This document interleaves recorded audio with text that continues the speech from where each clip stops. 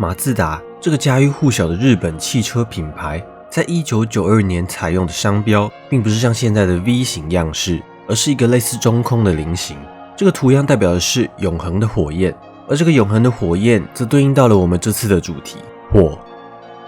在上次讲完波斯的创世神话后，这次我们来谈谈古代波斯帝国的国教——拜火教。拜火教也称为祆教，如之前的内容所说，光明阵营的老大阿胡拉马自达，名字马自达代表着智慧，而阿胡拉则是个尊称。他在拜火教的3位阿胡拉之中排行第一，而据说阿胡拉马自达还有另外一个名字，叫做斯潘德麦纽，意思是善的精神，象征他守护一切善的造物，例如天空、大地、人类等等。在石雕上，阿胡拉马自达常以国王的形象出现，将代表王权的环带交给先人的国王，象征君权神授和神对王国的庇护。早在基督教、佛教出现以前，拜火教就已经存在于这个世界上。根据考古证据，拜火教起源于西元前20世纪，但具体的时间和地点已经不可考。总之就是很古老的宗教。拜火教为早期欧洲、印度人对于火的崇拜，因此在发展上，拜火教早期的神话、经典和仪式上都与印度婆罗门教有相似之处。而拜火教的开创者为索罗亚斯德，名字的意思是拥有骆驼的人。据说索罗亚斯德在大约30岁的时候，受到神的启示，对当时的拜火教多神信仰进行了吸收与整理，将阿胡拉马自达奉为最高的、唯一的、不可被创造的神，完成了一神论的宗教改革。所以说，最早的拜火教应该是多神信仰，或者是以阿胡拉马自达为主神的信仰。当然啦，最初索罗亚斯德身边的人都反对，他也受到了官方的打压，于是不得不前往异乡。之后成功说服了一个国王，就这样以此为契机，将改良过的宗教传播到世界各地。在上一集的内容中提到波斯神话的善恶对立的故事，其中还有介绍6大天神与6大恶魔。与其他宗教不同的是，这些天神或魔鬼其实不太会有具体的形象。以阿胡拉马自达来说，大概就是一个有胡子的老者，但恶神阿里曼的形象就是相当的不固定，有时是人类，有时又会变成其他的东西。6大天使与6大恶魔也很少有自己的形象，顶多拥有一些象征物而已。然而，这个起源于中亚的宗教，在西元6世纪时也传入了中国，在当时出现了很多祭祀的寺庙，一时蔚为风气。时至今日，中国的神庙已经不多，在山西的介休有座历史悠久的仙神庙，经过当地的修缮与保护，这座建筑得以被保留下来。庙楼的形式充满中国的特色，是外来宗教在地化的呈现。话说拜火教对于血统可以说是非常的重视，就拿近亲结婚来说吧，在人类历史上，亲兄妹间的婚姻不在少数。埃及的法老和波斯的王族都有这个传统。后来随着对生物学的理解和认识，这种习俗才逐渐成为禁忌。在拜火教的一本文献著作中，说明了近亲结婚是最佳的婚姻形式，而且不仅仅是兄妹，其中甚至包括了母子和父女。这点在中国的史书中也都有记载。在北史中就写到，波斯人的婚姻多以姐妹为妻妾，但到了今天，波斯人虽然已经不这么做了，但依然会尽量争取与表兄妹和堂兄妹之间结婚。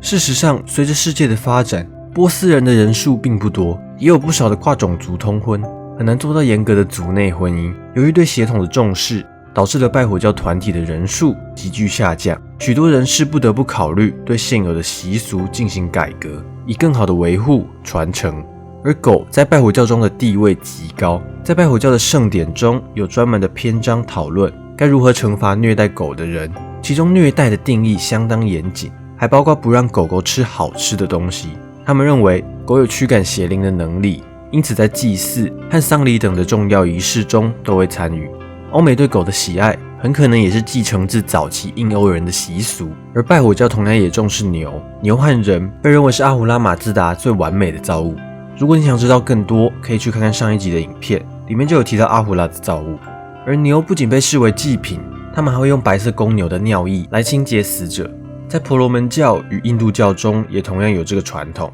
在拜火教中，火焰是最为神圣的，教徒和教士们往往在仪式中戴上口罩，以防说话时口水溅出污染火焰。但是也有例外，比如在最重要的祭祀典礼上，就要用混合了麻醉物的圣水淋洒在圣火上当作净化。而圣火其实分为好几个等级，普通人家供奉的火焰是最低级的，可以被熄灭。高一级的圣火必须先找到16种不同职业的教徒，同时这些教徒信仰和言行都必须保持纯洁。从他们家中供奉的火焰提取火种，然后供奉在城市的神庙里，永不熄灭。最高级的是胜利之火，则是要从全国范围内上千个不同的家庭获得火种，然后再加上闪电激发的天火。据说伊朗有些地方的圣火已经持续燃烧了近2000年。传统上，圣火都是用高级木材当作燃料，后来似乎还出现了烧天然气的火焰。此外，拜火教是不崇拜神像的，阿胡拉马兹达也没有标准的形象。在早期，拜火教甚至没有神庙、祭坛和祭祀，只有火坛。直到后期才逐渐出现了神庙，但依然没有神像。拜火教对于纯净的要求很高，因为干净也被视为善的一种，而污秽自然是象征着恶神，所以要尽量避免。这种纯净体现在生活的各个方面，首先是身体要干净，勤洗手洗脸，包括每日祈祷前的清洗，在重大祭祀或特殊节日前要进行极为复杂的清洗仪式，而尸体、头发、指甲等，特别是血液都是不洁的。其次是饮食要干净，昆虫或者无害但是看上去恶心的生物不得食用，不只是不吃，而且还要尽量捕杀。再来，居所也要打扫，勤打扫，金属物品要保持光泽。对待自然，比如水、大地也是一样，要尽量保持清洁，比如不得土葬，不得随地吐痰等等。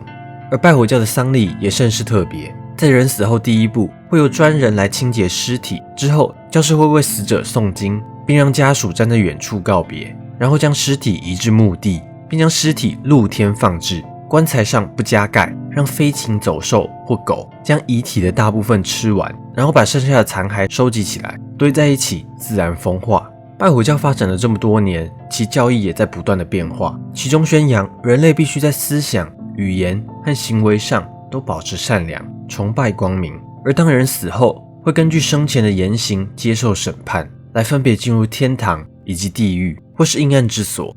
最后世界进入末期时，所有生者和死者都得接受最终审判，恶人将遭受永恒的烈焰之苦，而善人则会与神一起在乐园中获得永生。在拜火教的发展上，大约可分为前、中、后3个时期。拜火教最早在索罗亚斯德生前的活动范围内传播，主要是伊朗东部、阿富汗北部，还有中亚等等，随后才逐渐向中国西部、巴基斯坦，还有伊朗西部。在波斯帝国时期，大流士一世是第一位明确表现出虔诚拜火教信仰的，但当希腊的亚历山大入侵后，拜火教信仰与波斯帝国一起遭受到了毁灭性的打击，神庙、圣火都被大量摧毁，还有教士被杀。当时拜火教的经典绝大多数都是通过教士口耳相传，并无书面记录。到了中期，波斯帝国的后裔和继承者大力扶植拜火教为国教，收集并整理经典，培养教士。